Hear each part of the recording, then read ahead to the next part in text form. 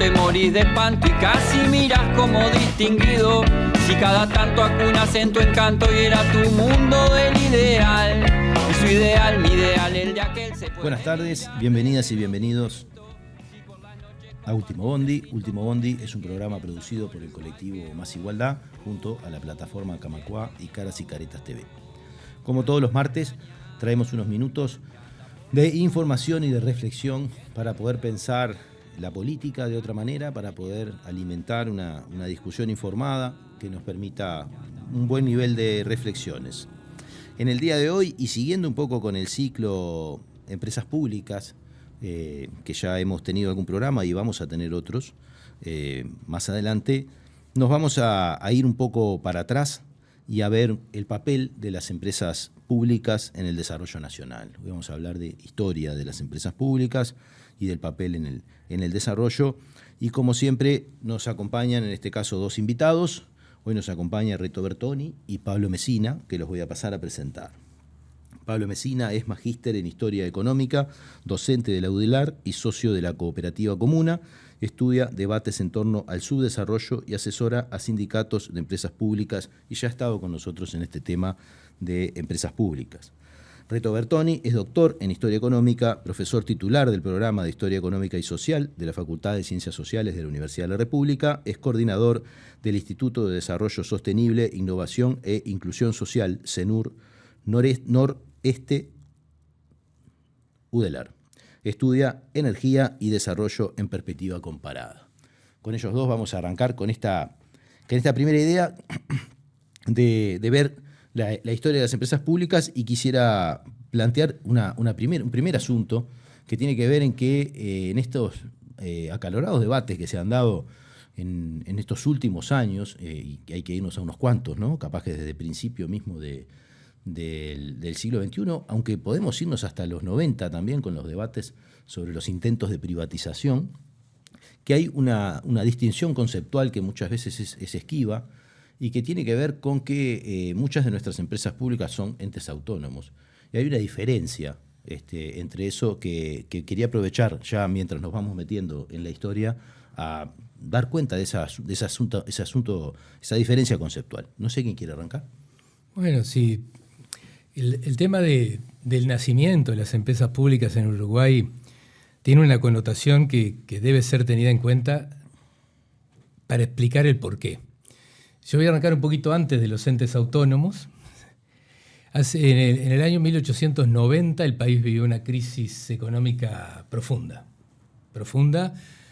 al punto tal de que se fundió el Banco Nacional, se fundió el gran especulador de los años 80 del siglo XIX, que fue Emilio Reus, y esto sacudió a la sociedad uruguaya, sacudió también del otro lado del Plata, Buenos Aires, pero la sociedad uruguaya se vio tremendamente sacudida, impactada por esta crisis, y empezó a dudar de que el discurso liberal del siglo XIX, de que había que construir estados nacionales en el cual el Estado debía mantener la seguridad de las fronteras y hacer las relaciones internacionales nada más, no alcanzaba para prevenir cosas como las que estaban ocurriendo. Y ya desde ahí, desde 1890, comienzan algunos intentos de involucrar al Estado en el funcionamiento de la economía. En 1896 se crea el Banco de la República, por decir algo. Vaya empresa, ¿no? Vaya empresa estatal. Pero a la luz de esto empezaron a surgir otras ideas y ya en la primera década y en la segunda década del siglo XX empieza el Estado a involucrarse cada vez más en las actividades económicas y sociales.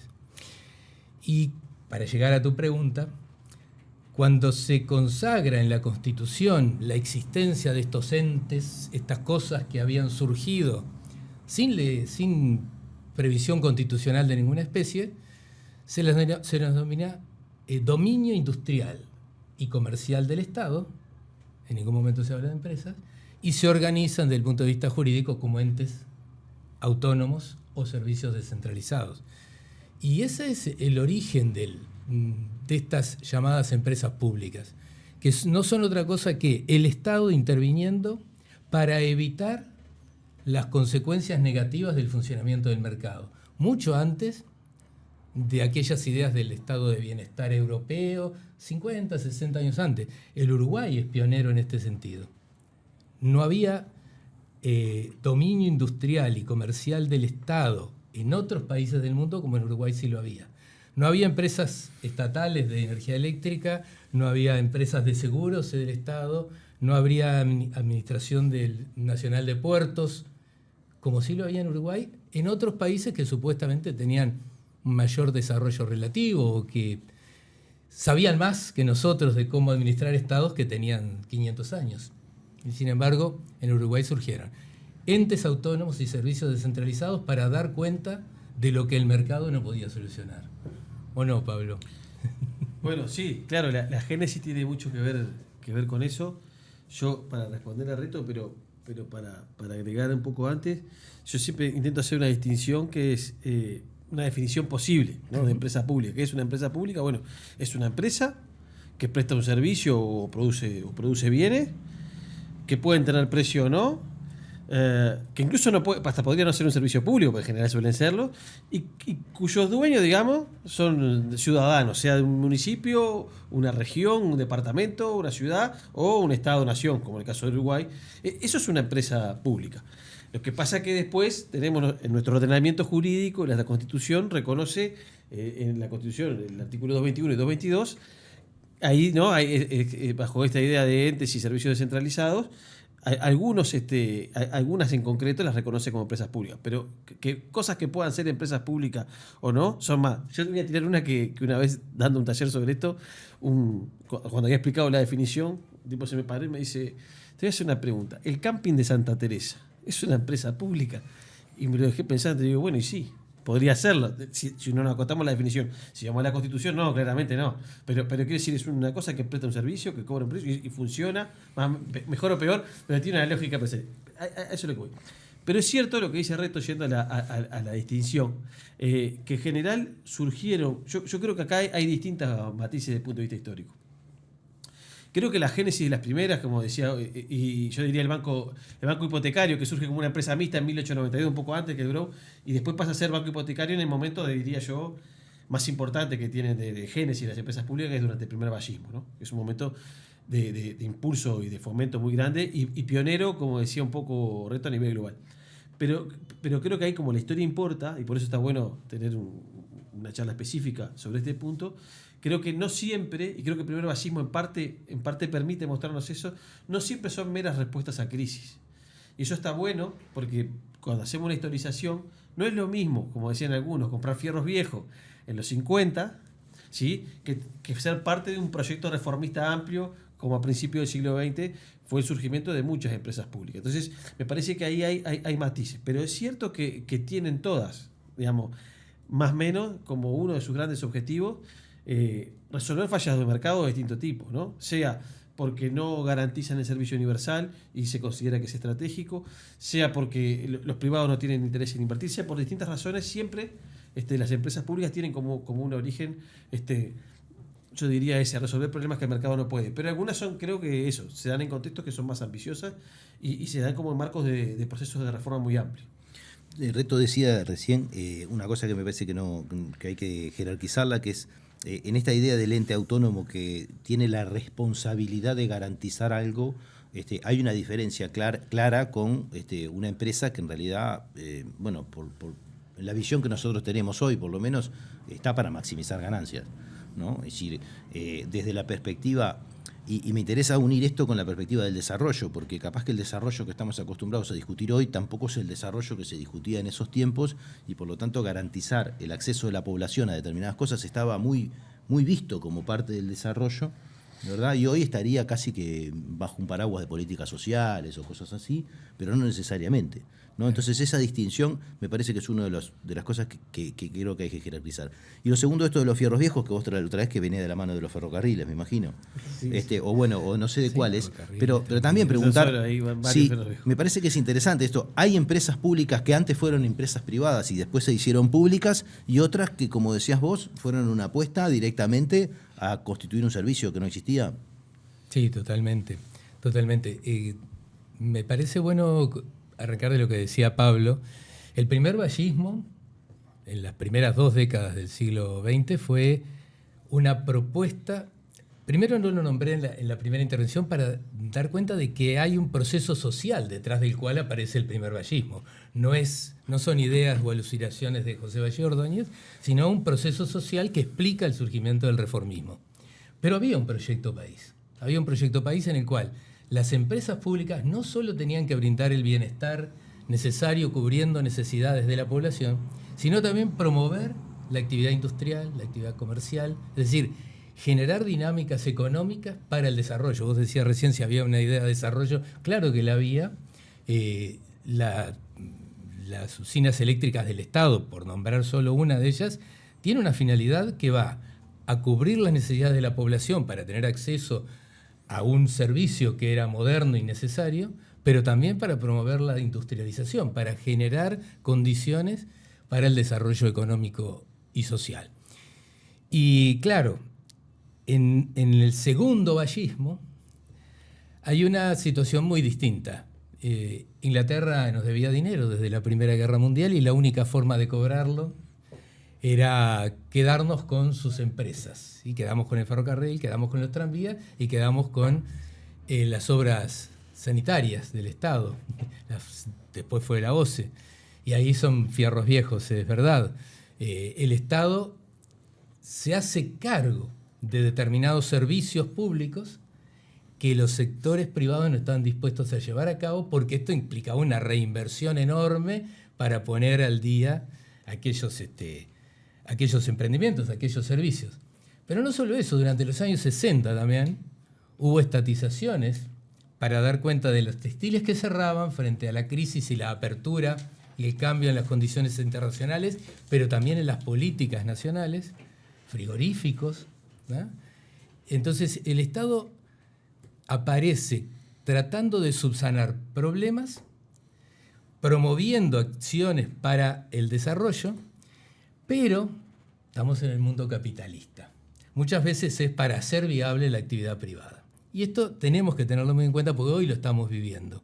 Las empresas públicas nacen como un servicio público, la mayoría de ellas, nacen para promover el desarrollo, pero nacen también bajo el régimen capitalista para viabilizar actividades privadas, que si no, no serían posibles. Y solo para dejar lo que vamos a ver seguramente en el último bloque, el cambio en la matriz energética uruguaya en los primeros años del siglo XXI y la actual promoción de un cambio de la matriz se hace en los hombros de las empresas públicas, pero sobre la base de la ganancia privada. Y esto será un problema que hablaremos más adelante posiblemente, Juan Pablo. Sí, a ver, a mí está buena la pregunta. Yo creo que es una de las... Responderla creo que ayuda a entender buena parte, que es el segundo bloque vamos a profundizar de quiénes son los actores que apoyan, pero buena parte de los debates públicos en Uruguay sobre las empresas públicas que a veces no están bien situados históricamente, porque creo que eso ayuda. Yo diría, hay un momento en los 60 donde claramente las empresas públicas operan como salvatajes de crisis profunda, ¿no? Recordemos, entre 1955 hasta la dictadura, Uruguay tiene un periodo de estancamiento económico muy fuerte y de alta inflación, de crisis económica y social y polarización política, etcétera. Ya todo eso el mundo lo conoce. En ese contexto empiezan a cerrar muchas empresas, ¿sí? En el 65 hay una crisis bancaria importante, con un Peirano ahí como protagonista, pero digo que es un problema estructural más grande. Ahí el Estado empieza se interviene en bancos. Desde fines de los 50 hasta el principio de los 70 se estatizan frigoríficos fundidos. Lo mismo pasa con textiles, se compran un montón de textiles pequeñas, que ya era un sector que estaba cada vez más en crisis. Se estaban socializando los medios de producción. Básicamente, pero todos se están socializando pérdidas. Exacto. Eso es muy importante porque... No, es interesante esta discusión porque 30, es una discusión en los 30 pasa algo enterrada. parecido, ¿no? Los 30 es un momento clave para la historia de las empresas públicas. Uno, porque se entran a definir constitucionalmente y se pone... Digamos, la experiencia de ANCAP en el 31, y que eso que el herrerismo, vamos a hablar después, el famoso pacto del Chichulín, que le decían, bueno, acá hay que no se puede crear una empresa pública así nomás. Yo creo que eso tiene algo de interesante, porque es verdad, no podemos andar creando empresas públicas por las dudas. Entonces, pero es cierto que se volvió mucho más restrictivo. Pero una cosa que pasa en los 30 con la gran crisis económica que hay, producto de una crisis que es una crisis internacional también, es que empiezan a operar un poco como seguros de desempleo, ¿no? Entonces, toda una idea que todavía están, yo creo que ahora es más ideológica que empírica, ¿no? Pero que eran como, que operaban como lugares ineficientes, con muchos funcionarios, pero viene a resolver un problema de una crisis económica y social muy grande. O sea, no estoy diciendo que sea el mejor mecanismo, pero estoy intentando explicar el rol que hace la empresa pública. Capaz que hubiera sido mucho peor tener una masa de desempleados brutal. No sé, pero algunos problemas que se identifican como las empresas públicas tienen que ver muchas veces con que operan, y ahí yo veo la potencia, como grandes herramientas para intentar resolver crisis muy problemáticas. Pero es cierto que después les juegan en contra, ¿no? O sea, y cuando vienen ya más avanzados los 70, todos esos problemas de que a veces que tenían mucho personal, o que compraste fierros viejos, o que estatizaste empresas fundidas, sea frigorífico, textil, interveniste banco, lo que fuera, te lo empiezan ¿no? te empiezan a jugar en contra, ¿no? Porque se hace en un contexto donde hay un predominio mucho más liberal desde el punto de vista de las ideas, van a pasar a estar en el banquillo de los acusados. Pero yo creo que esos son como cuestiones clave. Y ahí, digamos, no sé si me estoy adelantando mucho, pero cuando ya viene la oleada privatizadora, creo que eso forma toda parte de la batería argumental sobre por qué no funcionan bien las empresas públicas. Pero no rescata un montón de éxitos también que tuvieron previos, ¿no? Y un montón de cosas. Nosotros capaz que conocemos los dos, es un problema, la que más conocemos son las oficinas del Estado, después la UTE, ¿no? Porque hicimos nuestras tesis sobre eso, pero ahí todo lo que decía Reto uno lo puede ver, ¿no? La carta orgánica yo creo, la carta orgánica de lo que era la usina eléctrica del Estado es el manual. Es decir, bueno, ¿qué le pediría yo a una empresa pública en el siglo XXI? Y bueno, que ayorne la carta orgánica que entró en 1911 y se terminó de promulgar en 1912, ¿no? Porque ahí dice, un servicio universal, con prioridad para los menos pudientes. Esto dice, ¿no? Que fomente el desarrollo industrial, ¿no? Y está dicho, y porque tiene mucho que ver, en unos sectores que a veces son monopolios naturales y que o el monopolio es estatal y público o el monopolio es privado y seguramente transnacional, por la escala de los capitales que se precisan, también se veía como una herramienta para combatir al capital extranjero. Y el drenaje de recursos que se iba al extranjero que quedara acá y que fuera en todo caso en las cuentas públicas. Eso está en la carta orgánica de la usina eléctrica del Estado. Entonces es muy potente. Y después se tradujo en política, ¿no? Se tradujo en política. Te cuento una discusión para histórica de 1917 que a mí me encanta porque me parece que es gráfica. Cuando están discutiendo sobre tarifas, ¿no? Resuelven que cobran más barata una tarifa de lujo, que era tener cocina y sería como calefacción eléctrica en 1917, ¿no? Esa era más barata que la iluminación, que era tener un par de lamparitas si tenías, ¿no? Si estabas en una zona muy particular de Montevideo. Entonces era un debate porque era injusto, entre comillas, ¿no? Para algunos. Entonces el debate del directorio de la usina eléctrica del Estado era no, sí puede ser injusto desde el punto de vista estrictamente distributivo, pero es justo porque nosotros estamos queriendo despasar al gas con el que competimos en calefacción y en cocción, y el gas es británico. Entonces cobramos más barato porque estamos desplazando el gas. No sé si me explico. Esas cosas forman parte de la génesis de una perspectiva de desarrollo de largo plazo de muchas de las empresas públicas, pero eso, que están hechas en un momento muy particular, con un impulso reformista muy grande, que no es lo mismo que cuando por compromiso asumido o porque no te queda otra, compras unos fierros viejos, como dicen algunos. Reto. Bien. No, a partir de lo que señala Pablo, me parece bueno reflexionar, casi yendo a la segunda parte que habíamos convenido, pero plantear históricamente momentos, ¿no? La gran expansión de las empresas públicas en las primeras décadas del siglo XX, detrás de un proyecto reformista que tuvo en José Valle Ordóñez su líder, pero que era, vuelvo a reivindicar esto, un proceso social en curso, ¿no? Un periodo de crisis donde si lo hacía Estados Unidos estaba bien, porque Roosevelt no hizo otra cosa que poner al Estado al servicio de que la economía norteamericana volviera a funcionar. En el Uruguay se hizo lo mismo. Es decir, cuando estás en una crisis, en una depresión, una gran depresión como la de los años 30, alguien tiene que hacerse cargo de esto. O socializás todas las pérdidas, como decíamos hoy, y pierden los más débiles, o generás empresas que logren ocupar aquellos sectores de la población desplazados por la depresión. A fines de los 40 y los 50 estamos en un problema de que hay servicios públicos que iban a dejar de ser brindados por las empresas británicas y el Estado encuentra una fórmula discutible, sin ninguna duda discutible, de hacerse de esos ferrocarriles, tranvías y obras sanitarias para garantizar que la población pudiera seguir teniendo el transporte ferroviario, el transporte montevideano y las obras sanitarias accesibles. En los 60, con fines de los 50 y 60, el Estado viene a subsidiar, digamos, la incapacidad del capital de seguir manteniendo algunas de las actividades que habían sido estrellas del Uruguay de Maracaná, del Uruguay Suiza de América, que eran las industrias. Y claro, esto se lo cobraron mucho a las empresas estatales. No digo que se haya hecho todo bien, y sabemos que desde los 40 en adelante, y sobre todo constitucionalmente desde el 52, se politizan también las empresas públicas, hay reparto de los cargos en los directorios y hay clientelismo para hacer campaña electoral. Sin duda todo existió. Pero el problema es que no se puede pasar raya solo con los últimos números de la cuenta, ¿no? La tradición de las empresas públicas había conseguido que el país tuviera lo que no tenían otros países de América Latina, ¿no? Y que era garantizado desde el Estado niveles de bienestar históricamente altos. Todos sabemos que se habló mucho de la excepcionalidad uruguaya en América Latina, de que éramos la mosca en la leche, pero todo esto tenía al Estado muy presente, ¿no? Y a las empresas públicas dentro de ese Estado.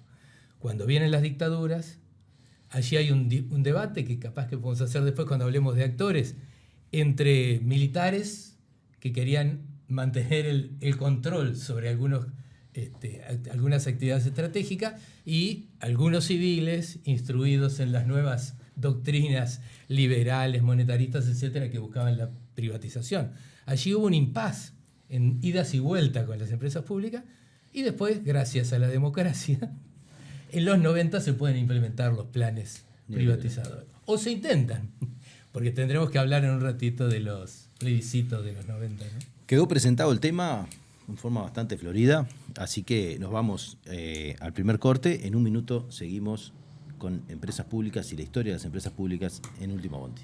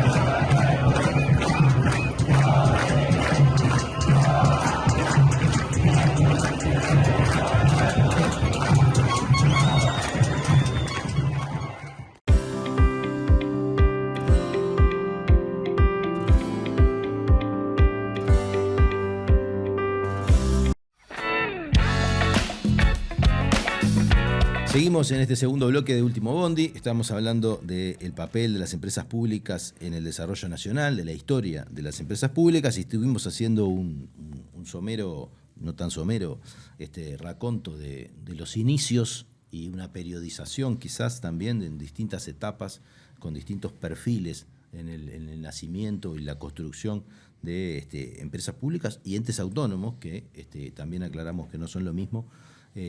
Y nos toca un poco hablar ahora de los actores políticos involucrados, porque la discusión sobre las empresas públicas que podemos recrear desde hace 20 o 30 años en Uruguay, en realidad es mucho más vieja. Arranca capaz que desde principios del siglo XX, y hubo actores, fuertes actores políticos y sociales, que pugnaron por más empresas públicas, por menos empresas públicas, distintos enfoques, distintas posiciones. No se va a poder hablar de todo eso, pero quizás algunas perlas para este collar. Algunas perlas, vamos por las perlas. Aquel impulso reformista del que hablábamos hace unos minutos no estuvo exento de oposición, y de férrea oposición. No solo en la creación de las empresas públicas, sino en otras reformas que estuvieron planteadas en su momento, como la contribución inmobiliaria y como una serie de reformas que trataban de impactar en la distribución del ingreso, de alguna manera, por parte del vallismo. Pero es claro, en el año 1916, el primer gran freno al impulso del Estado interviniendo en la economía, con lo que se ha dado en llamar el Alto de Viera, ¿no? En 1916 el vallismo pierde las elecciones a la Asamblea Constituyente, que iba a tratar de reformar la vieja Constitución de 1830, y esto fue una alarma para que un miembro del Partido Colorado, Viera, que ocupaba la presidencia, dijera, bueno, tenemos que hacer un alto en las reformas. Esto es un aviso. Se había creado la Federación Rural en 1915, ¿ah? Y se había generado una oposición fuerte a que siguiera el Estado avanzando en sus intervenciones en la economía y en la sociedad. Finalmente, esto se fue diluyendo y no desaparecieron las empresas públicas que se habían creado, no desaparecieron los entes autónomos y servicios descentralizados que ahora habían quedado consagrados en la Constitución de 1917, pero se enlenteció ese proceso que estaba en el plan de desarrollo, si podemos llamarle así, o en las ideas de desarrollo del vallismo. Pero aquellos mismos que en 1915 propiciaron el freno de las reformas, en 1928 aplaudieron con las dos manos la creación del Frigorífico Nacional. Y el Frigorífico Nacional es una entidad que se crea para que el Estado interviniera donde los productores nacionales se veían perjudicados por los frigoríficos extranjeros que imponían el precio del ganado. Los actores sociales están de un lado o del otro de la cancha, a veces según sus intereses. Al menos los propietarios, los productores, que a veces se encuentran en la empresa pública aquel ente que puede ayudarlos a garantizar el lucro o la ganancia, y en otras oportunidades las atacan porque la ineficiencia de estas empresas públicas podría estar perjudicando la ganancia privada. Es decir, no hay un blanco y negro, ni hay un bando y otro en esto de las empresas públicas, por lo menos durante buena parte del siglo XX. Sí, me dale. agregar, porque tiene que ver con este periodo histórico. Si mirás la izquierda también es ambigua. Por ejemplo, Frugoni, ¿no? Que era el referente principal, y fue hasta bien entrado en la década hasta los 50 incluso, en el Partido Socialista, digamos que era más o menos un defensor del surgimiento de las empresas públicas.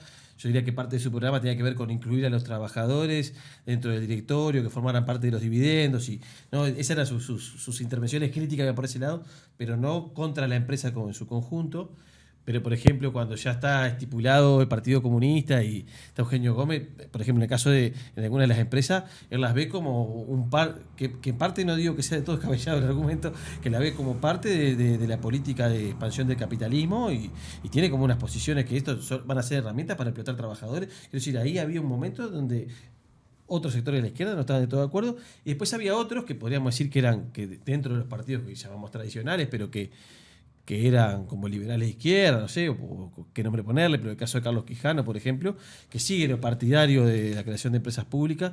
Yo siempre digo que, pero ahí tenía como unas propuestas distintas también, ¿no? Como la gobernanza, digamos, de la empresa pública como representación de ciudadanos, trabajadores y digamos, ciudadanos que pueden ser empresarios, ¿no? Trabajadores de la empresa y después directores políticos, ¿no? Entonces ahí cuando él tiene unas propuestas cuando está todo el debate para la creación de ANCAP en ese sentido. Quiero decir, ahí hay de sectores más de izquierda o progresistas también, digamos, las posiciones no son también un bloque homogéneo, digamos. Sí, sino que hay distintas posiciones. Pero ahí también para mostrar, digo, para ver que era un debate amplio, rico, tal vez era amplio y más rico que ahora, tal vez, pero digo que había diversidad de posiciones. De posturas, sin duda. Sí, sí.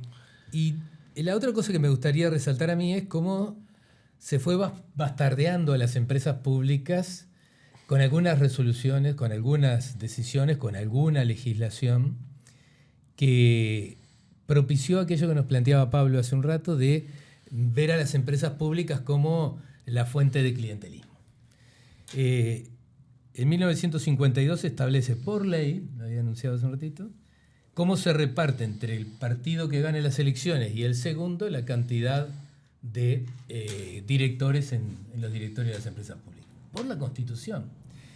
Si uno va a las leyes orgánicas, a la ley orgánica de la UTE, por ejemplo, pero también la de ANCAP, se decía estrictamente en la ley que el directorio estaría integrado por personas idóneas o técnicos en la materia. Cuando uno se va a ver cómo se integran los directorios de las empresas públicas después de los años 40, de los años 50, de los años 60, como se decía, era el premio consuelo, ¿no? Para el que no había salido en su lista para integrar la Cámara de Diputados, la Cámara de Senadores, o iba al servicio de Relaciones Internacionales como embajador a algún lado, o iba a algún directorio de las empresas públicas. Y esto fue bastardeando, pero no desde la ineficiencia del funcionamiento de la empresa, sino de cómo influyen algunos actores políticos en el funcionamiento de las empresas que terminan generando, sí, ineficiencia sin duda. Pero no es porque las empresas públicas son ineficientes, sino cómo se usan o cómo se intervienen en las empresas públicas. Yo, para terminar esta parte y darle un poquito a Pablo, diría, algunos sectores, y desde la Comisión de Inversiones y Desarrollo Económico, la CIDE, que funcionó en la primera mitad de los años 60, se fue muy crítico con el funcionamiento de las empresas públicas, pero también del mantenimiento de las mismas. Y cuando en la Constitución de 1967 se crea la Oficina de Planeamiento y Presupuesto, y una de las funciones es que la Oficina de Planeamiento y Presupuesto contraloree, monitoree y apoye el funcionamiento de las empresas públicas. No para desmantelarlas, sino para hacerlas funcionales a esa idea de los años 60, ¿no? De que había que crear un proyecto de desarrollo nacional. Así fue el Plan Nacional de Desarrollo Económico y Social del 65. Entonces, los actores son claves para entender esto. Son disímiles las posturas, como decía Pablo hace un ratito, pero no hacia la esencia de la empresa pública, o no hacia la esencia de estos entes que creamos para satisfacer necesidades y promover el desarrollo. No sé si lo compartís. Sí, iba a hablar de la CIDE porque me parecía que está clave, porque la CIDE hace una buena valoración, yo diría, muchas cosas de las empresas públicas, ese hito de los 60. Y una cosa que le critica, y por eso creo que la creación de la OPP tiene mucha lógica en ese sentido, la creación no, pero pasarla bajo la órbita de la OPP, tiene mucho que ver con la idea de que tenía problema de coordinación, entre otras cosas. Entonces, cuando vos tenés una vocación de decir, acá hay que ir hacia un plan de desarrollo nacional, de alguna forma, ¿no? Y eso implica cierto grado de coordinación, evaluar que existe a nivel de las empresas públicas cosas que no están de todo coordinadas, justifica, y nosotros tenemos, de hecho creo que es constitucional, si mal no recuerdo, corregime Reto, que la OPP tiene algunos mandatos que tienen que ver con la regulación de las empresas públicas, son muy claves. De hecho, esto es bien gracioso, porque cuando ahora conversamos, no sé si me puedo saltear, capaz que no, pero cuando vamos a los 90, ¿no? Que a finales de los 90 surge otra vez el impulso renovador y se crea el ORCE, el URSEC, en realidad están puenteando entre comillas, al regulador constitucional que es la OPP. Tal vez podemos discutir si la OPP funciona bien o no en esa cosa, ¿no? En ese aspecto específico. Pero en realidad tiene previstas funciones de control que no son, a diferencia de, por lo menos en la Génesis, la ORCE y el ORSEC, no tienen un afán privatizador. Cuando vemos la creación de la ORCE y el ORSEC, tienen el fomento de la competencia, la otorgación de concesiones y qué sé yo, tienen como un aspecto clave, ¿no? Que ahora con la LUC después volvieron. Entonces, me parece que eso como que está bueno ver, digamos, como esos distintos hitos y momentos. Yo no sé si, para pasar un poquito más y avanzar históricamente en los actores, hay un actor que es bien importante, que no lo hemos nombrado, creo, que es el herrerismo como familia ideológica. Yo diría, es dentro de las manifestaciones del pensamiento conservador, en general creo que sí ha sido más o menos un gran opositor a las empresas públicas. Les iba a preguntar eso, ¿cómo rastrear, por decirlo de alguna manera, el antiestatismo, o bueno, por lo menos la visión más crítica y más minimalista del Estado? ¿Habría que arrancar desde los años 30 o es algo que se empieza a expresar con el neoliberalismo de los 70 y 90? O sea, a ver, yo voy a esbozar una pequeña respuesta, después te dejo Reto, pero siempre hubo voces disidentes en torno a la... Digo, la cuestión es, lo que Reto mostraba son grandes hitos donde hay grandes frenos conservadores que se manifiestan en muchas cosas y en particular en las empresas públicas, ¿no? Pero sacando esos grandes hitos, siempre hubo voces disidentes. Yo, no sé, rastreando un poco debates parlamentarios con la creación de la Sociedad Eléctrica del Estado, me acuerdo, había un diputado que era colorado también, incluso... si no me acuerdo mal, es Gerardo Rodríguez, que me hace cortar mucho, pero Gerardo Rodríguez, si no me recuerdo mal ese nombre, que decía que bueno, que acá se está fomentando el industrialismo oficial, que eso no iba a generar ineficiencia, que eso es mejor que lo haga el sector privado, que no tiene sentido. Quiero decir, voces de ese tipo siempre había, pero son en estos momentos que Reto relataba donde se expresan como grandes movimientos. Creo que el herrerismo sí tiene varios hitos que son clave, tanto el herrerismo viejo como el herrerismo más nuevo, y ahí diría yo, hay un momento que es tal vez de la mayor intento de avanzada privatización en Uruguay, que es los 90, ¿no? Pero sí ha sido un actor clave desde el punto de vista histórico, como de alguna forma opositor a las empresas públicas. En el caso de los 90 es el momento de más avanzada, que hay que explicarlo por muchas cosas, ¿no? Porque hay todo un programa global que se llama el Consenso de Washington, que está muy pensado para América Latina y África, yo creo. Entre otras cosas, tenían unas grandes crisis de deuda y se querían cobrar la deuda, ¿no? En Washington. Y tiene dentro de sus ítems la privatización de las empresas públicas. Entonces, calza muy bien que ese gran movimiento global coincide en buena parte del continente y en Uruguay también, con gobiernos de signo más, si se quiere, neoliberal, conservador. Entonces, ahí sí hay un momento de auge. Y Uruguay, me parece, y Argentina son bien interesantes porque son países hermanos que están pegados y son como antagónicos en el sentido de que uno avanzó en la privatización casi que todo lo más que se podía y otro se frenó mucho porque el pueblo uruguayo, digamos, por vía referéndum lo frenó. Entonces, aunque hay algunas privatizaciones ahí o concesiones, ¿no? Empieza a haber, hay muchas desmonopolizaciones en el 91 que siguen, ¿no? Siempre está bueno contar que había distintas papeletas, había una que no la apoyó casi nadie, que era ir contra toda la ley, otra que iba contra las privatizaciones más duras, pero que dejaba abierta algunas. Entonces la concesión con Pluna, que falló, es hija también de la ley del 91. Creo que hemos tenido una gran dificultad para cobrárselas, ¿no? Es decir, bueno, me dijiste que había que concesionar con privado para que funcionara bien y se funde igual la empresa, ¿no? Eso no, en la discusión cuando tiene problemas primos no surge. La compañía del gas, que fue parte de una estatización de Fierro Viejo, se termina de privatizar ahí. Hay una canción muy bonita, siempre la Rambla Sur de la Bernardo Carrero, que habla un poco de la historia de esa privatización. Entonces ahí hay como distintos momentos. Y nada, después nos queda como lo del último bloque que vamos a ir a hablar después, pero creo que ahí se nota claramente una tradición, y si uno mira ahora las políticas de este gobierno, la implementación de la LUC, algunos dispositivos presupuestales, como puede ser la regla financiera en la ley de presupuesto, me parece que busca una lógica de que sigan siendo empresas públicas. Por suerte y por desgracia no la aplican, pero que sigan siendo empresas públicas, pero que tienen que tener una rentabilidad, ¿no?, determinada, como si se operaran como privadas, digamos. Todo eso muestra como es una gran tradición que no le gusta a las empresas públicas, que si pudiera las privatizaría y si no puede, que las quiere hacer que se parezcan a las privadas, digamos. Reto, y ya de paso metés y también hay actores sociales, ¿no? No solamente políticos. A ver. Digo, vos hablabas hoy del nacimiento de la Federación Rural, en las vísperas del Alto de Viera. Sí. Mirá, hay una cosa que ahora cuando hablaba Pablo y tu pregunta anterior, Martínez Lamas, un gran ideólogo del pensamiento ruralista, pero del ruralismo de allá, no del de Nardone en los 50, sino de comienzos de siglo, hablaba de la bomba de succión. Y yo creo que hay un gran histórico opositor al avance del estatismo y de las empresas públicas, que son el sector vinculado a la explotación agropecuaria. Si vos me querés decir, bueno, a ver, ¿quiénes son consecuentemente antiestatistas o casi siempre están del otro lado? Yo te diría que el sector agropecuario tiene enormes problemas con el estatismo vallista, porque el estatismo vallista en cierta medida propiciaba un cambio de la estructura productiva del país, en la cual el sector primario iba a tener que financiar de alguna manera los cambios en la estructura productiva.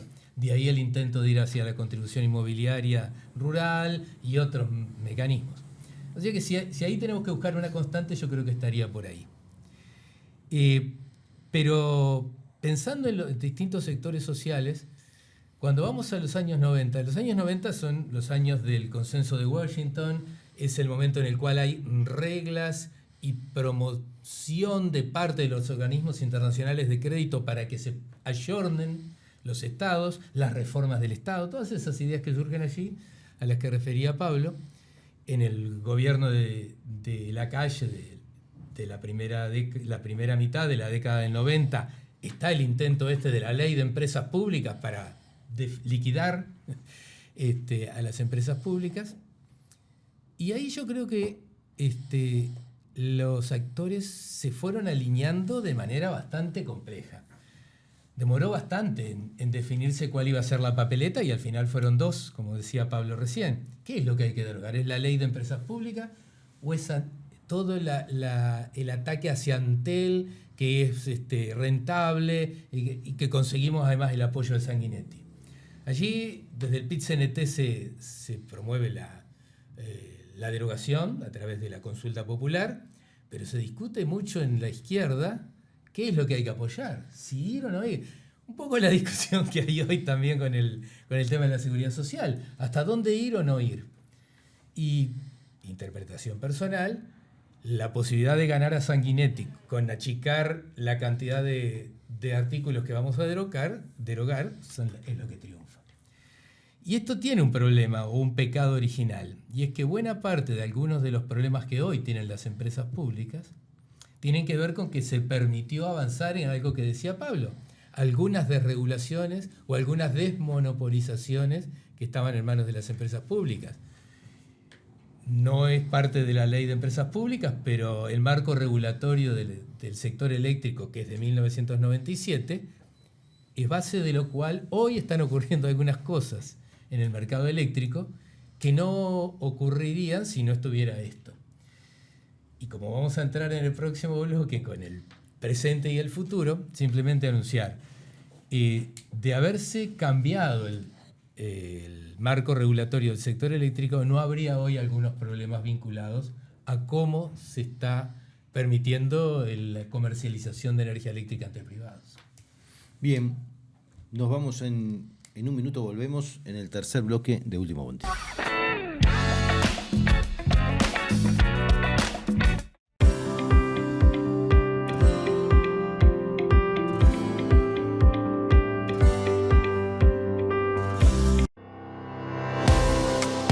Nos une la defensa del trabajo y el derecho al descanso, apostando a crecer juntos y juntas.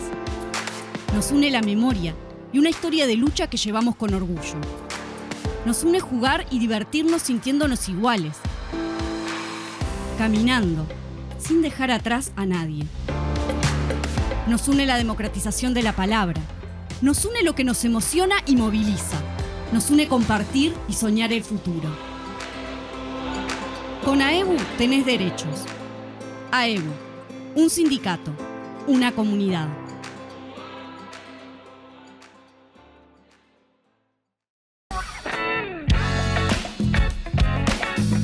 Seguimos en este tercer y último bloque de Último Bondi. Estábamos hablando del papel de las empresas públicas en el desarrollo y, como en todos los bloques finales, nos toca pensar un poco el futuro, no necesariamente sin abandonar el análisis del presente y del pasado, porque este programa está bastante centrado en el pasado, ¿no?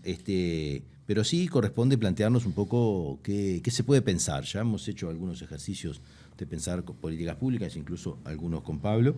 Y bueno, lo dejamos así, a ver cuál es el papel de las empresas públicas en el desarrollo nacional futuro y qué ajustes, qué propuestas, qué está discutiendo el mundo en esta materia, qué se nos ocurre en relación a lo que viene siendo nuestra trayectoria histórica. A mí me pasa con eso que claro, arrancaba hablando de 1900, 1890, entonces lo más parecido de futuro hace 30 años atrás que se me ocurren a mí, pero a mí me parece que está bueno para proyectarse, tener como hacerse una pequeña composición del lugar en el que estamos. Me parece porque hay un desafío muy grande en ese sentido que tiene que ver con que me parece que en general nos paramos a defender privatizaciones, ¿no? Si mañana, yo creo que no está planteado, pero si mañana alguien viene y dice vamos a privatizar Antel, yo creo que va a perder. Va a generar un nivel de posición tan grande que va a perder. Pero la estrategia hoy es privatizar. Por eso. Entonces me parece que está bueno ver que hay de esa estrategia fallida de los 90, que no fue fallida en muchos lados, porque en muchos lados fracasaron por distintas razones, no hubo referéndum como acá, pero fracasaron por distintas razones las privatizaciones.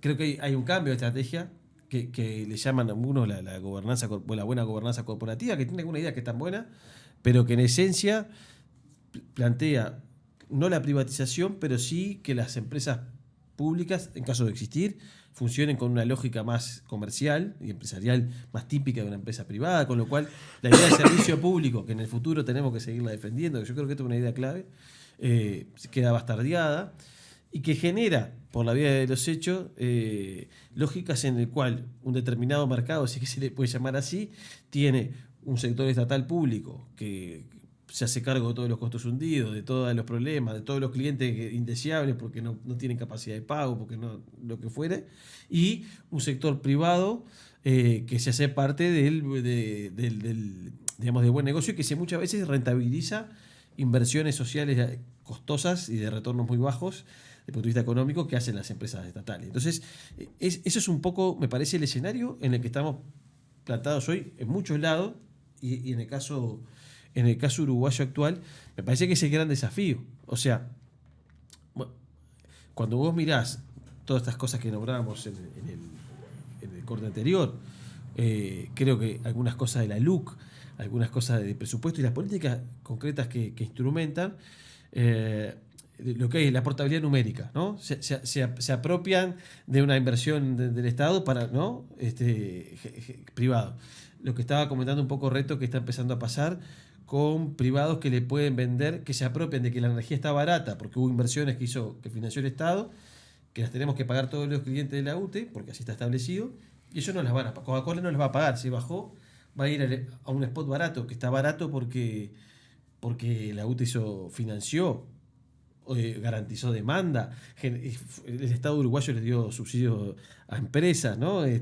Para hacer los parques eólicos, todos pagamos eso, pero y se vieron beneficiados capitales privados por eso, porque ahora tienen sus parques, sus fotovoltaicas, lo que fuera, y además va a haber clientes como Coca-Cola y otros más que no van a pagar los costos que sí tenemos que pagar nosotros y solamente van a obtener beneficios. Entonces, esas son las lógicas que están instaladas y que creo yo que se vienen con fuerza, ¿no? Y me hace acordar un poco a lo que planteaba Reto al principio del programa, ¿no? Decir, bueno, primero, cómo arrancamos diciendo cuál es la diferencia entre empresas públicas y entes autónomos, y ahora vamos un poco a que estamos queriendo desarmar, ¿no? O sea, desde la política se viene intentando desarmar, disociar estas cosas, quedarnos con la parte de empresa pública y esa perspectiva, abandonarlo del ente autónomo. Uno tendería a pensar, ¿y quién se va a hacer cargo entonces de prestación de servicios? Y por el otro lado, lo otro que decía Reto, que era la otra cara de esto, no es solamente garantizarle a la sociedad los servicios, sino también el capital, ¿no? Tal cual. Está bueno, estaba pensando exactamente lo mismo que acabas de decir, de ir otra vez hacia atrás. En ninguna de las cartas orgánicas de las empresas públicas o de entes autónomos aparece la ganancia o el lucro o la eficiencia como un objetivo claro. El objetivo es brindar un servicio, el objetivo es promover el desarrollo, el objetivo... Es decir, se le puede criticar esto desde el punto de vista normativo a las empresas públicas. No tienen por finalidad el lucro. Ahora, la gestión corporativa en las empresas públicas tiene por objetivo hacer que sean eficientes, que tengan un resultado positivo. Siendo eficientes, que tengan una ganancia. O sea, la eficiencia que sea está rentable, medida, no más que eficiente, digamos. Que sea rentable desde el punto de vista económico. Exactamente. Exacto. Esto no estaba en el nacimiento de las empresas públicas en ninguna medida. Pero además es muy difícil medir qué es eficiente o no en las empresas públicas. Hay una economista, Mazzucato, que está muy de moda y que no es ninguna izquierdista ni cosas raras, que dice, lo que pasa es que no se sabe dónde se crea el valor. El valor se crea en muchos lados y el Estado genera valor que nadie mide, ¿no?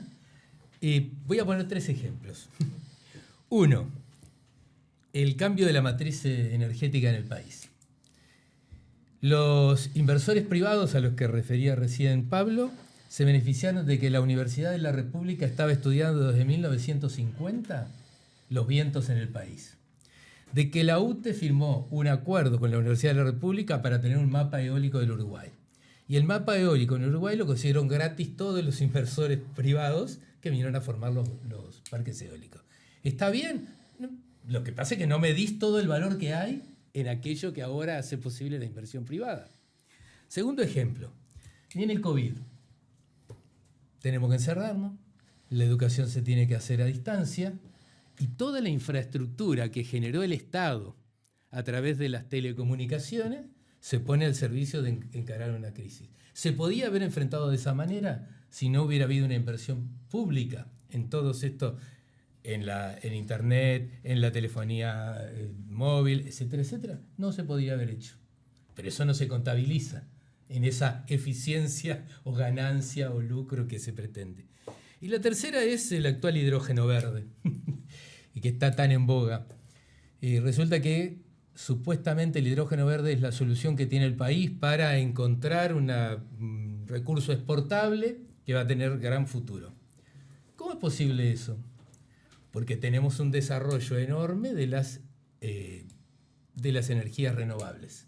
97%, 98%, 93%, según el año que contemos, de la energía eléctrica se genera a partir de renovables. Y eso es lo que pide la comunidad internacional para catalogar de verde. Pero además, el Uruguay no solo tiene renovables, sol y viento, sino que tiene agua dulce. Y entonces, es todo esto que se ha generado a partir de inversión pública, a través de que la UTE demanda la energía eléctrica, a través de la UTE garantiza el pago del canon que se estableció, de la tarifa que se estableció en su momento a todos los privados, ahora encuentra una posibilidad de ir hacia el hidrógeno verde. ¿Quién va a ser protagonista del hidrógeno verde? El capital privado. En el 2017-18 se elaboró un proyecto llamado Proyecto Verde, en el cual ANCAP era el protagonista para llevar adelante estudios e inversiones pequeñas, piloto, para desarrollar el hidrógeno verde. 2018. 2020 se tira todo esto para atrás y 2022 tenemos una hoja de ruta del hidrógeno verde para los privados, en los hombros de toda la inversión pública, ¿no? Una empresa alemana con el primer proyecto, ¿no? Digamos. Parecido al 5G de Antel. A ver, eso no sé mucho. No sé, pero por eso digo que a mí me parece que esos son los problemas, uno de los problemas futuros es generar garantías de que la inversión pública pueda tener retornos también públicos y reconocimiento del valor generado. Yo creo que ahí es uno de los... Perdóname la digresión, pero me parece que se asocia mucho con rediscutir qué es la ganancia, la rentabilidad, la eficiencia y todas las cosas que no están en la lista de las cosas que no se cuentan, ¿no? Es decir, porque en realidad, bueno, parecería que en algún momento nosotros estamos definiendo que las empresas no sean rentables. Bueno, a ver, lo que estamos cuestionando es que la visión de la rentabilidad sea stricto sensu la ganancia empresarial en un símil de mercado, porque tampoco es mercado, ¿no? Lo que existe en estos espacios, ¿no? Oligopólicos o monopólicos grandes, ¿no? Y que eso se vea como algo que aporta a rentas generales, por decirlo de alguna manera. Y no se mire todo el desempeño social y productivo y el apalancamiento del desarrollo que generan este tipo de cosas, como las obras de infraestructura, ¿no? Y como otro montón de cosas que en general entran en la misma línea, ¿no? De los costos hundidos de lo que después es la plataforma de desarrollo. El valor de las cosas, Pablo. Sí, claro, el verdadero valor de las cosas. El valor de las cosas es el título del libro de Mazzucato. Del libro de Sí, Mazzucato, sí. claro. No, está bueno, sí, es un texto que está bueno, además porque pone bien en intención esto, pero para mostrar una dificultad, ¿no? Cuando decía Reto sobre el agro, solamente con un impuesto afectado se le pudo sacar algo de plata al agro para hacer caminería rural, ¿no? El ISIR, famoso. Pero digo que decir, pero si no le decís Pero que es para, bárbaro. sí, pero si no le decís que es para algo que les beneficia directo, está bravo. Entonces, vos tenés actores, y son todos, hay muchos actores, sí, pero a mí me parece que lo que es clave para planificar es eso, es por un lado hacer valer y tener mejores herramientas para hacer valer el valor de lo público, valga la redundancia. Yo creo que, por ejemplo, hay muchas inversiones.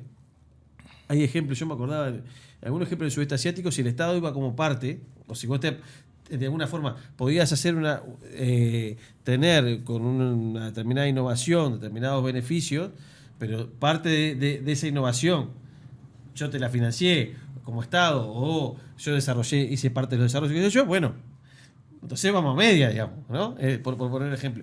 Ese tipo de cosas me parece que acá estamos años luz de siquiera pensarla, pero son como relevantes, ¿no? Si yo voy a formar parte y voy a financiar, también quiero formar parte cuando... ¿no? Está bien, si te va mal, yo te financié y yo corrí un montón de riesgo. No pasa nada, el Estado tiene que hacer eso. Yo creo que las empresas públicas y el Estado en general tienen que ser grandes corredores de riesgo. ¿Sí? Que lo pueden hacer mucho más que un privado, además. Está bien que lo hagan. Nosotros creo que tenemos que asumir que para que las políticas de desarrollo implican equivocarse, digamos, ¿no? Porque si no se puede. Pero eso también implica que cuando está bien, si nos embocamos, pero cuando le embocamos también tenemos que tener un esquema para que las retribuciones sean más claras de ese punto de vista. Eso me parece que es una cosa importante. La otra cosa sería multiplicar la capacidad. Me acuerdo de un programa que hicimos sobre China con el Gu Bittencourt sobre este tema, hablando de la participación del Estado en la omnipresencia del Estado en la participación de las ganancias empresariales en todos los rubros, sí, claro, en todos los tamaños incluso, ¿no? Pero que podría ser un camino, decir de una manera o de otra, esta coparticipación del Estado en más actividades, no necesariamente en la lógica de empresa pública, funcionario público, esquema, sino con un modelo de negocio distinto. Sí, también digo, hay que ver caso a caso, pero es una opción.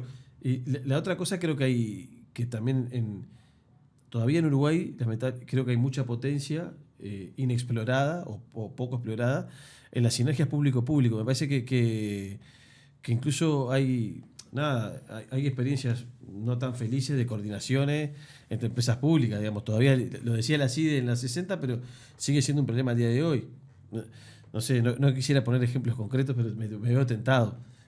¿No? de algunas políticas sociales que no sé, la canasta de servicio, que ahí me parecía que vos mirabas quiénes tenían que poner y quiénes ponían, y vos decís, acá hay gente que está faltando, o que aparece, pero no está tan presente, ¿no? En algunas empresas. Entonces, ahí son antecedentes viejos, pero que sirven para ver, bueno, hay problemas de coordinación en ese sentido. De que los entes autónomos son demasiado autónomos. Sí, claro, o que no está mal que tengan autonomía, pero sí que tiene que haber como una coordinación más fuerte. Yo creo que ahí tenemos un viejo planificador que lo tenemos desperdiciado, que es la APP en ese sentido, pero está.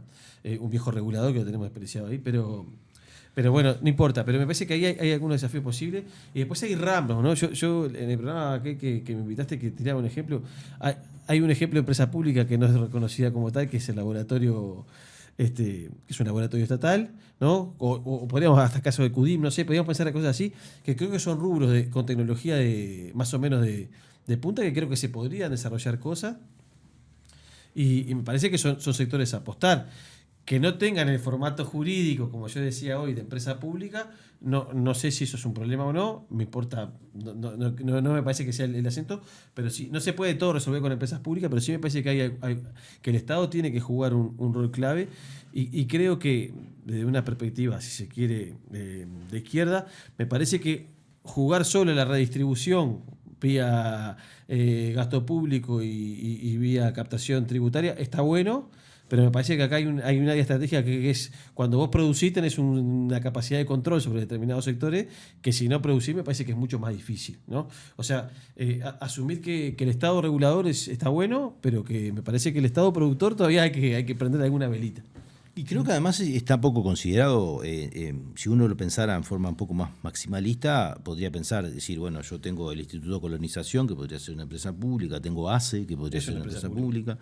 Tengo, ¿no? Bueno, de hecho, tengo la principal universidad del país, es una universidad pública. Es decir, hay un conjunto de actores más que relevantes en la construcción incluso de esas asociaciones, ¿no? Si uno mira la estrategia de asociación de la Universidad de la República con todo el Estado, es enorme. Uno podría querer más, podría disponibilizar más recursos de investigación, pero ya es enorme, ¿no? En un montón de cosas, su nivel de descentralización, ¿no? O sea, cuando uno piensa la cantidad de servicios que se asientan sobre lo público, el acceso universal o prácticamente universal de la población es enorme. Por lo tanto, me parece que es bienvenido. Reto.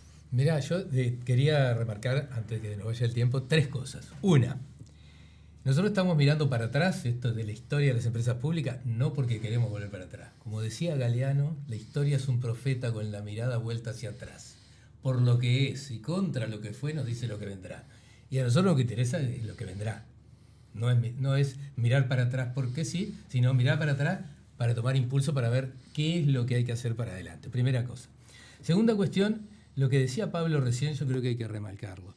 El espacio de lo público, reivindicar el espacio de lo público, en los acuerdos público-público, en el propio desarrollo de lo público como un bien común. Porque nos olvidamos que hay cosas que solo se pueden hacer si las hacemos como colectivo, si las hacemos como sociedad. Y nos guste o no nos guste, más allá de lo que digan los politólogos respecto a el carácter egoísta de los políticos que lo que quieren es conseguir la reelección, no tenemos otra forma que pensarnos como sociedad a través de algunos mecanismos que serán los mecanismos constitucionales, serán la forma en que la organización civil se quiera organizar, pero lo público tiene que estar presente. Y la tercera cuestión es que cuando estamos pensando para adelante, después de mirar para atrás, no estamos reivindicando, yo personalmente, no estoy reivindicando a la empresa pública ANCAP y UTE como fue cuando la creó José Valle Ordóñez o cuando la creó el Consejo Nacional de Administración. No, estamos diciendo que el sector de empresas públicas puede ser un motor de desarrollo. Siempre y cuando utilicemos las empresas públicas, y también me afirmo lo que decía Pablo, en un proyecto de desarrollo nacional, en el cual la Oficina de Planeamiento y Presupuesto, para no andar cambiando la Constitución todos los días, puede ser un perfecto protagonista. Si usamos la primera P, ¿no? La de planeamiento.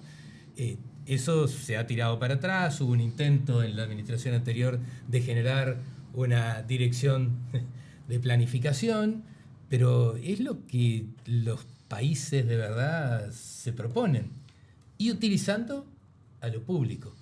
Estamos en un mundo que no lo podemos cambiar de un día para el otro y por lo tanto el sector privado debe participar.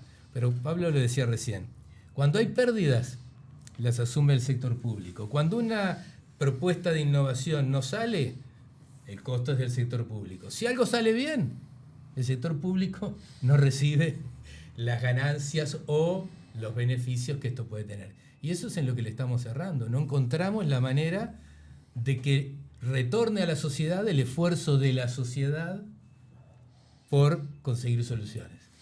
Y yo, para cerrar, para que vamos al pasado, para buscar cosas, cuando está la discusión pública sobre la creación de ANCAP, Quijano hace esta propuesta que yo siempre traigo, que decía, bueno, tiene que participar trabajadores, eventualmente, obviamente, un directorio político también tiene que haber, y usuarios, digamos, en este caso, ¿no? Usuarios de la empresa. No sé, depende de qué empresa, los usuarios pueden ser los consumidores, las personas, los usuarios residenciales y otros de electricidad o de otros servicios. Y a mí me parece que una forma de intentar empujar para eso es eso. Yo creo que tenemos unas herramientas que son buenísimas para avanzar en una concepción de democracia mucho más amplia. Y yo creo que hoy muchas de las políticas estratégicas del país se discuten con muy poquita gente, ¿no? El mercado eléctrico famoso de la ADMED están los grandes capitales, obviamente la UTE, y no está más nadie. Entonces, cuando hacen todas las cosas que hacen y que están haciendo ahora, que Reto contaba hoy, no hay nadie que le ponga un freno también. Me parece que hay que en esa cosa de que creo de un plan de desarrollo también se puede hacer con participación y tener la suerte de tener empresas te habilita a discutir eso mucho más fácil. Si yo me pensaba ahora, ¿no? La cantidad de cosas que hay para que la ciudadanía participe, ¿no?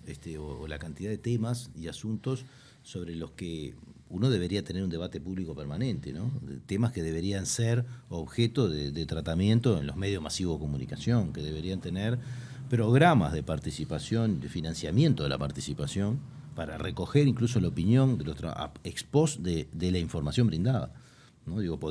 Estamos en un nivel de desarrollo técnico y tecnológico de las comunicaciones que nos podríamos permitir una democracia muchísimo más plena, ¿no? Con una participación muchísimo más directa en un montón de cosas y con un nivel de información calificada, pero realmente vamos para el otro lado, ¿no? Es un gigantesco show de entretenimientos bizarros, de política de cuarta en la mayoría de los casos, mientras tras bambalinas suceden cosas entre los actores, que muchos de ellos tienen algunos familiares en la historia y algunos no, y algunos son nuevos, pero que en realidad de una manera o de otra se trata un poco que siempre es la misma discusión.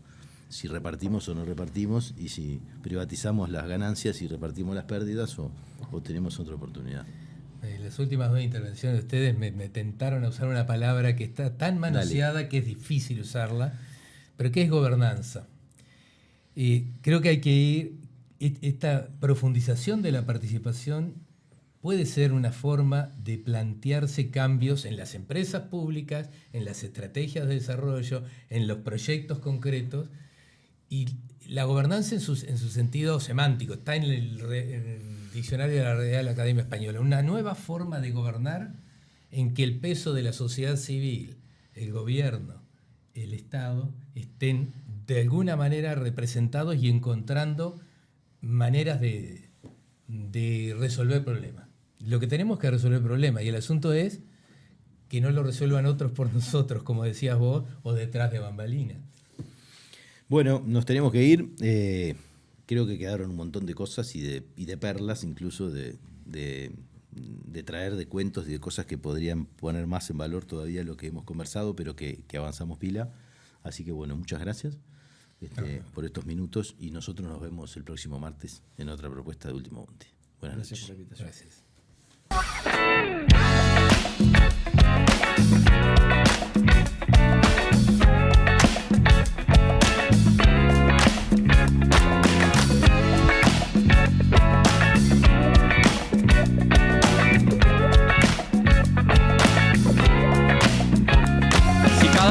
Te morís de espanto y casi miras como distinguido.